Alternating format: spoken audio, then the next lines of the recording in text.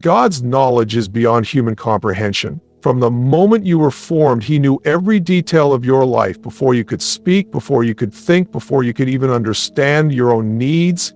He already knew them.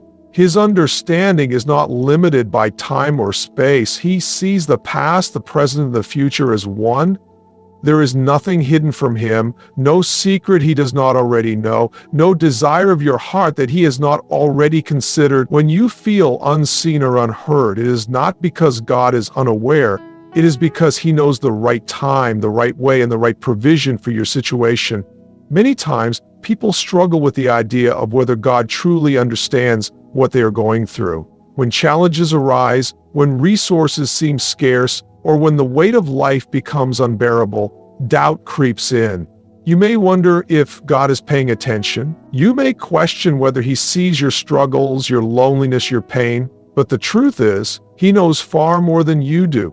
He knows not only what you are facing, but also how it will shape you. He sees the impact of every trial, every hardship, and every season of waiting. His knowledge is complete, not just of your needs, but of how those needs fit into His greater plan for your life.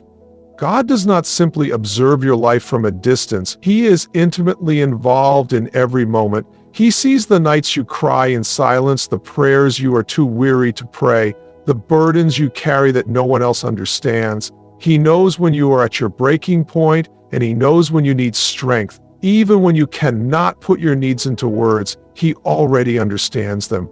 There are times when life feels overwhelming, when words fail, when all you have is a deep longing in your soul. Yet even then, God knows exactly what you need. His knowledge is not dependent on your ability to explain or articulate your struggles. He reads your heart. He discerns your pain. This truth is not just comforting, it is life-changing. If God already knows what you need, then you do not have to live in fear or desperation. You do not have to beg for His attention or wonder if He has forgotten you. He is not like people who overlook or misunderstand you. He does not require long explanations or convincing arguments. Before you even bring your request to Him, He has already seen it. He is already moving to provide. That does not mean every answer will come immediately or in the way you expect, but it does mean that you are never unseen, never unheard, and never forgotten. Throughout Scripture, there are countless examples of God knowing the needs of His people before they even ask. He provided manna for the Israelites in the wilderness before they even understood how they would survive. He sent a ram for Abraham before he could even voice his need for a sacrifice. Jesus knew the hunger of the 5,000 before a single disciple spoke of it. He knew the suffering of the blind, the sick, and the broken before they even approached Him. God's knowledge is not limited to the present moment. He is always ahead, always preparing, always providing. Understanding this changes the way you approach life. When you truly believe that God knows your needs before you ask, you stop living in fear. You stop worrying about how things will work out. You stop thinking you have to figure everything out on your own. Instead, you trust.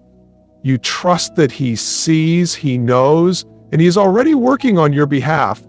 You learn to rest in His wisdom, knowing that even when things seem uncertain to you, they are not uncertain to Him. You may not have all the answers, but He does. You may not see the way forward, but He has already mapped it out. His knowledge is complete, and because of that, you can have peace even in the waiting. Worry is one of the greatest struggles people face. It creeps into the mind, slowly taking over thoughts, emotions, and even actions. It makes the heart restless, the spirit heavy, and the future seem uncertain. Yet over and over again, God calls His people to trust instead of worry. He reminds them that He is in control, that He sees every need, and that He is already working. Worry is the result of focusing on what is unknown, while faith is the result of trusting in what is known about God. When faced with uncertainty, people often turn to anxiety, trying to predict the outcome, trying to control what is beyond their ability, trying to prepare for every possible scenario. But faith does the opposite. Faith rests in the knowledge that God has already gone ahead, that He has already made a way, that He already knows what is needed. Jesus spoke directly to this issue, telling His followers, not to worry about tomorrow because tomorrow will take care of itself. He pointed to the birds of the air, how they do not store up food, yet God provides for them. He pointed to the flowers of the field, how they do not labor or spin, yet they are clothed in beauty. If God cares for the smallest details of nature, how much more does He care for the people He created? Worry accomplishes nothing, but faith moves mountains. Worry steals peace, but faith restores it. Worry leads to exhaustion, but faith gives strength. The choice is clear, yet it is one that must be made daily. The human heart naturally drifts toward anxiety, toward fear, toward the illusion of control. It takes intentional effort to choose faith instead. The enemy wants people to believe that they must fend for themselves, that they are alone in their struggles, that no one is coming to help. He plants seeds of doubt, whispering that God has forgotten, that He is distant, that He does not see or care. But the truth is the opposite. God has never abandoned His people. He has never failed to provide. From the beginning of time, He has been faithful, meeting the needs of those who trust in Him. The problem is not that God is absent, but that people allow fear to cloud their vision. When fear takes hold, faith is pushed aside. When doubt creeps in, confidence in God's provision weakens. But when faith takes root, fear loses its power. When trust is placed fully in God, worry has no place to remain. Faith is not just a feeling, it is a decision. It is choosing to believe in God's promises even when circumstances suggest otherwise. It is choosing to trust that He is working even when the answer is not yet visible. It is choosing to rest in His provision even when the path forward is unclear. Worry says, "What if I don't have enough?" Faith says, "God will supply my every need." Worry says, "What if things don't work out?" Faith says, "God is in control." Worry says, "I have to figure this out." Faith says, "God already knows the way." God's faithfulness is not dependent on human understanding. His provision is not limited by human logic. He is not bound by circumstances, by economy, by time, or by earthly limitations. He operates on His own terms, in His own way, and according to His perfect plan. This is why faith is essential. Without it, people are left struggling, striving, and battling anxiety on their own. But with faith, there is peace in the storm, confidence in the unknown, and assurance in His promises. The more a person learns to trust in God, the less room there is for fear. The more they depend on Him, the less they feel the need to rely on their own strength. Faith and worry cannot exist together. One must take the place of the other. God does not operate on human timelines. His ways are higher, His understanding is deeper, and His timing is perfect. People often become frustrated when prayers go unanswered, when doors remain closed, or when life does not unfold the way they had hoped. The natural response is to assume that something is wrong, that God has forgotten, or that He is withholding blessings. But the truth is that His timing is never late, never early, but always right. What may seem like a delay is often preparation. What may feel like silence is often God working behind the scenes in ways that cannot yet be seen. There is a reason why certain things do not happen immediately. If every prayer was answered on demand, faith would not be necessary, trust would not be developed, growth would not take place. God allows seasons of waiting to strengthen dependence on Him, to refine character, and to prepare hearts for the blessings that are coming. Many times, what people think they need is not truly what is best for them. They ask for something, expecting an immediate response, but God in His wisdom knows that the right thing at the wrong time can be just as harmful as the wrong thing entirely. A blessing given too soon can become a burden. A door opened prematurely can lead to destruction. The Bible is filled with examples of people who had to wait for God's timing. Abraham was promised a son, but years passed before Isaac was born. Joseph had a dream of leadership, but he endured betrayal, slavery, and imprisonment before stepping into his calling. David was anointed as king, but he spent years running from Saul before taking the throne. Each of these men had moments where it seemed like God was delaying, where it felt like the promise was out of reach. But in every case, God was working. He was preparing them, shaping them, and positioning them for what He had in store. If any of them had received their blessing too soon, they would not have been ready to handle it. The waiting was not punishment, it was preparation. Patience is difficult, especially when there is no visible sign that things are changing. The world moves fast, and people are conditioned to expect instant results. But God's timing is not dictated by human expectations. He sees the full picture, the details that remain hidden, the dangers that are ahead. What seems like a delay is often His protection. What seems like a setback is often His redirection. Trusting in His timing means believing that He knows what is best, even when things are not happening as quickly as desired. Worry and frustration come when people try to force their own timing. They rush into decisions, take matters into their own hands, and end up facing unnecessary hardship. But those who wait on the Lord find strength. They find peace in knowing that His plan is unfolding exactly as it should. They do not need to strive or manipulate circumstances to make things happen. They simply need to trust, to remain faithful, and to believe that when the time is right, everything will fall into place. God has never been late. He has never failed to fulfill His promises. When the time is right, He moves swiftly, opening doors that no one can shut, providing in ways that no one could have imagined. Until that moment comes, the challenge is to remain steadfast, to hold on to faith, and to resist the urge to question His timing. What is meant to happen will happen exactly when it is supposed to. There is no need to fear, no need to doubt, no need to rush. His timing is always perfect. Prayer is not about informing God of what is needed. He already knows. Before a word is spoken, before a thought is formed, He has already seen the request. Many people approach prayer as though they must convince God to listen, as though they need to present their case, prove their need, or persuade Him to respond. But God is not distant. He is not unaware. He does not require explanations or desperate pleas. The purpose of prayer is not to inform Him, but to align with Him. When a person prays, they are not bringing new information to God, they are bringing themselves into His presence. Prayer is an act of trust, an act of surrender, an act of faith. It is not about changing God's mind, but about changing the heart of the one who prays. When Jesus taught His disciples to pray, He told them not to babble on like the pagans, who believed they would be heard because of their many words. Instead, He pointed them to the truth. God already knows what is needed before the request is even made. This does not mean that prayer is unnecessary. It means that prayer is deeper than simply making requests. Through prayer, hearts are softened, minds are renewed, and spirits are strengthened. Prayer shifts focus from earthly concerns to divine perspective. It is in prayer that worries are released, burdens are lifted, and faith is built. When a person prays, they are acknowledging their dependence on God. They are saying, I trust You. I believe in Your plan. I surrender my ways to Yours.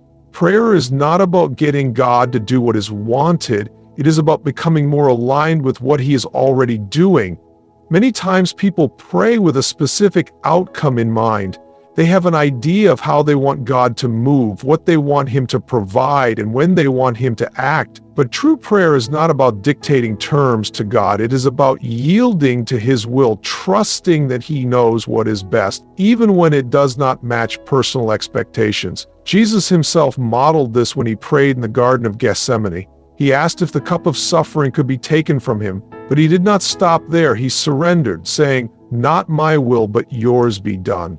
This is the essence of true prayer, not demanding, but trusting. There are moments when God's answers do not come in the way that is expected. Sometimes the answer is different from what was hoped for. Sometimes the answer is wait. Sometimes the answer is silence. But every response from God is rooted in His wisdom, His love, and His perfect plan. Prayer is not about forcing God's hand, but about learning to trust His heart.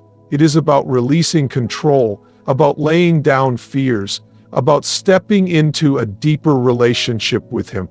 When prayer becomes more than just a list of requests, it transforms everything. It becomes a conversation, a connection, a source of strength. It is in prayer that peace is found, even when circumstances remain unchanged. It is in prayer that clarity comes, even when the path is still uncertain. It is in prayer that God reveals more of himself, drawing his people closer to him. The power of prayer is not in the words spoken, but in the faith behind them. It is not in the length of the prayer, but in the sincerity of the heart. It is not in the ability to persuade God, but in the willingness to trust him. When prayer aligns with his will, doors open, burdens lift, and hearts are changed. God's provision does not always come in the way that is expected. Many times, people look for an answer in one form while God is working in another. They pray for financial help, and he provides an opportunity instead. They ask for healing, and he brings strength to endure. They seek immediate relief, but he grants wisdom to navigate the challenge. His ways are not limited to human expectations. He provides in ways that are beyond what can be seen, beyond what can be predicted, and beyond what can be understood. There is often a tendency to look for provision in the most obvious places. When in need, people look to their job, their bank account, their resources, or the people around them. But God is not bound by these limitations. His provision is not restricted to the physical or material. He provides peace in the middle of chaos, strength in the face of weakness, and direction when confusion sets in. What is needed most is not always what is asked for, and many times his greatest provisions are not tangible but spiritual. The Israelites in the wilderness expected provision in the way they were used to. They thought they would gather food and sustain themselves as they had in Egypt. But God provided in a way they had never seen before. Manna rained from heaven, water flowed from a rock. Their clothes did not wear out for 40 years. He provided in a way that defied logic, in a way that showed his power, in a way that made it clear that he alone was their source. If they had only looked for provision in familiar ways, they would have missed what God was doing. Many times, provision is already present, but it is not recognized because it does not match human expectation. The widow in 2 Kings thought she had nothing, yet Elisha told her to look at what she had, just a small jar of oil. What seemed insignificant in her eyes was the very thing God used to bless her abundantly. In the same way, what may seem small or unimportant in the present could be the very thing God is using to bring breakthrough, a skill, a connection, an opportunity, an idea. These can all be ways that he provides, but they must be recognized and acted upon. God's provision also comes through people. He places the right individuals at the right time to offer guidance, support, or resources. But pride or fear can sometimes block the ability to receive help. Many do not recognize provision because they expect it to come directly from heaven, yet often God works through those around them. Being open to receiving from unexpected places is part of trusting in his provision. The blessing may not always come in the way that was imagined, but that does not mean it is any less from him. Provision is not just about receiving, it is also about stewardship. When God provides, it is important to recognize and manage it wisely. The blessings he gives are not just for the moment, but for the future as well. Just as Joseph stored up grain during years of abundance to prepare for the famine, it is essential to handle what God provides with wisdom and gratitude.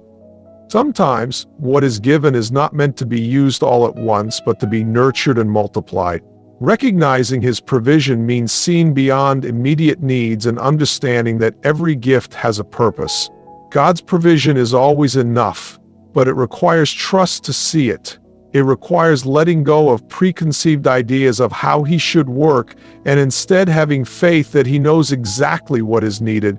Whether the answer comes as expected or in a completely unexpected way, he is always providing. Recognizing his provision means looking beyond the surface, beyond circumstances, beyond human limitations, and trusting that he is working in ways that cannot always be seen. Gratitude is the key to unlocking a heart of peace, yet it is one of the most overlooked aspects of faith. People often focus on what is missing, what is lacking, what has not yet happened.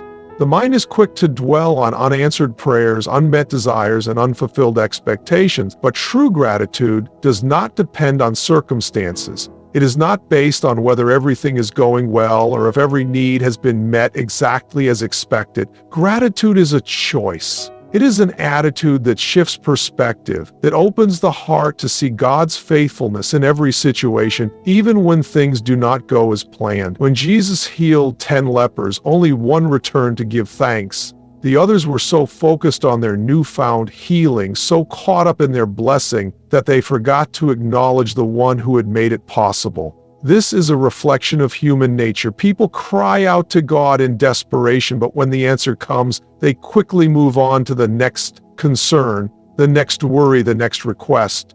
True gratitude is not just about thanking God for what He has done, but about recognizing His goodness in every season, even in the waiting, even in the struggle, even in the unknown. It is easy to be grateful when life is smooth, when blessings are abundant, when prayers are answered in obvious ways, but the test of true gratitude comes in the difficult moments.